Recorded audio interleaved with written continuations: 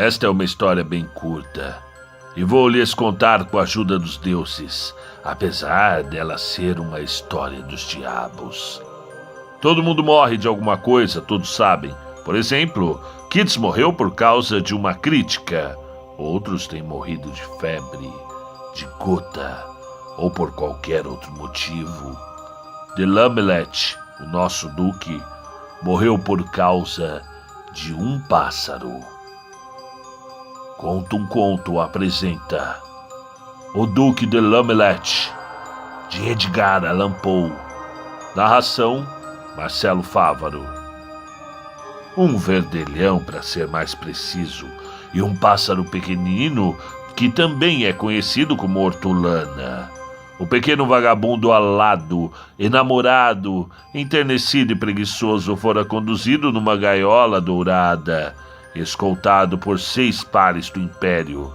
Assim fora trazido como preciosidade de seu lar distante no Peru até o Duque Delamelete. Naquela noite, o Duque devia cear sozinho. Esperava a ceia no recolhimento do seu gabinete, tranquilamente recostado numa confortável poltrona. Mergulhou o rosto na almofada e mordeu uma azeitona impaciente agora. Soam horas no relógio. Nesse momento, a porta se abre e, ao som de suave música, surge à sua frente o mais delicado dos pássaros. A fisionomia do Duque se transtorna, não de alegria e felicidade, mas um inexprimível espanto. Exclamou então exaltado: "Que horror! Cão miserável! O meu pássaro! O meu pobre pássaro, meu bom Deus, que fizeste? Tu despiste de suas penas e o serviste sem piar?" Não é preciso dizer mais. O Duque expirou num ataque de desgosto e náusea. 3 dias depois de sua morte, Sua Excelência o Duque, ou ex-Duque de Lamelete, ria às gargalhadas. Afinal, fora engraçado. Ouviu então um riso baixo e algumas palavras de ameaça. Diante dele estava o próprio demônio, com um ar superior. "Ora, senhor diabo, o senhor não está falando sério", disse Duque de Lamelete. "É verdade que eu pequei, mas pense bem, meu bom senhor, não precisa levar tudo a sério. O senhor não tem a real intenção de cumprir essa ameaça tão bárbara que está me fazendo." "Como não tenho?" respondeu o diabo irritado. "Vamos, majestade, dispa-se, ponha-se completamente nu, cavalheiro, conforme deixou aquele indefeso pássaro." "Despir-me? Muito bonito.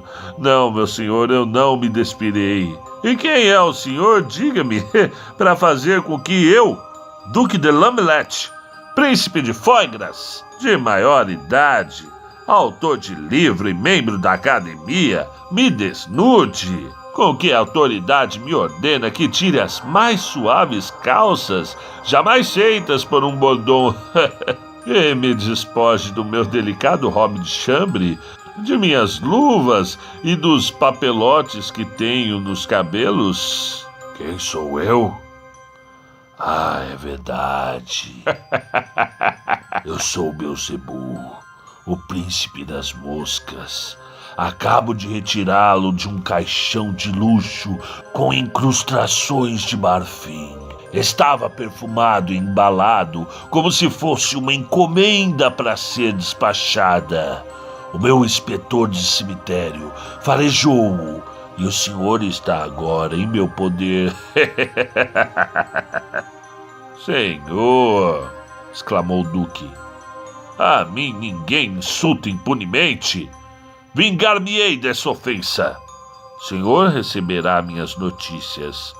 Enquanto isso, até a vista." Com uma reverência, o Duque ia se afastando da presença de Satanás. Seus passos foram interrompidos por um cavaleiro que trouxe-o de volta. Aí então esfregou os olhos e olhou em torno. Ficou satisfeito por comprovar sua identidade e se pôs à vontade. O apartamento era soberbo, mesmo de L'Omelette não pôde deixar de considerá-lo assim. Perfeito, só que era de uma altura espantosa. Parecia mesmo que não havia teto, mas um turbilhão, uma densa massa de nuvens cor de fogo. O Duque, olhando para cima, teve até vertigem. Suspensa do alto, uma corrente cuja extremidade superior se perdia entre as nuvens. Na extremidade inferior, balouçava-se um enorme farol.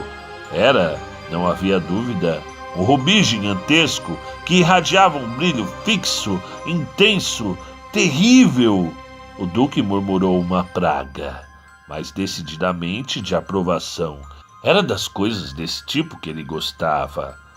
Os cantos do aposento se arredondavam em nichos. Dentro de 3 deles já se achavam estátuas colossais, de beleza grega, de deformidade egípcia, mas de conjunto, no seu todo, francês.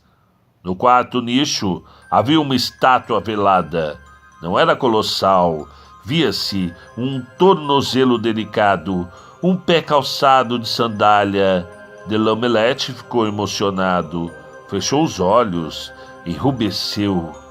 Quando tornou a abrir, viu o príncipe das trevas. Rafael estivera por ali, era certo. Que pinturas! Milhares delas, luxúrias! Amor, luxúria! Se Rafael ali estivera e as pintara, como não fora condenado só por isso?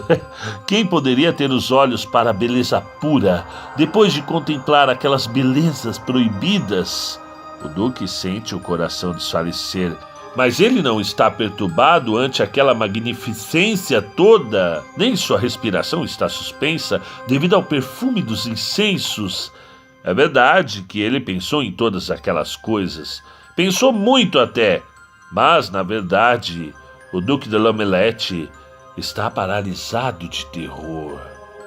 No meio da sombria paisagem, vista através daquela única janela que se achava aberta, eis que avista os clarões da mais medonha das fogueiras.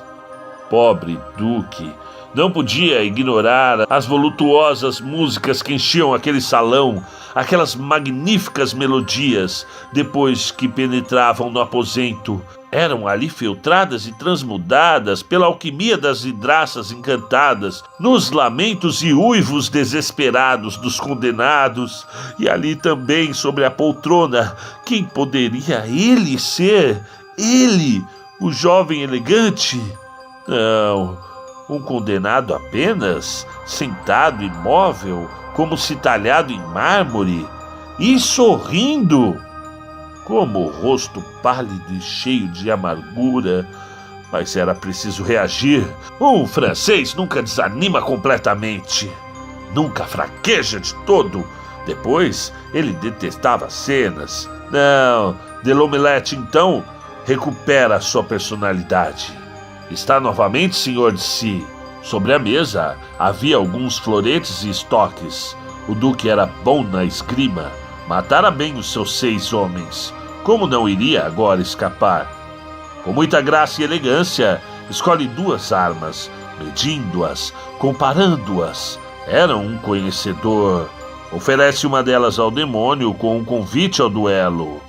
Horror! Sua Alteza, o príncipe das trevas não sabe esgrimir. Ele joga, porém. Que feliz ideia! Felizmente, o Duque possuía uma bela memória. Havia lido no Diabo do Abade Gualtier. O demônio não ousa recusar um jogo de baralho. E as probabilidades para ele? As probabilidades? Péssimas, sem dúvida. O Duque estava desesperado com tudo. Sua situação era pior. O outro conhecia todos os segredos do jogo. Só poderia vencer, é claro. Se perder, disse ele, estarei 2 vezes perdido, duplamente condenado. Eis tudo. Se ganhar, voltarei aos meus erdelhões. Que sejam embaralhadas as cartas. De L'Omelette mostrava em sua atitude o máximo cuidado, a maior atenção. O demônio era todo confiança. Um espectador teria pensado em 2 adversários.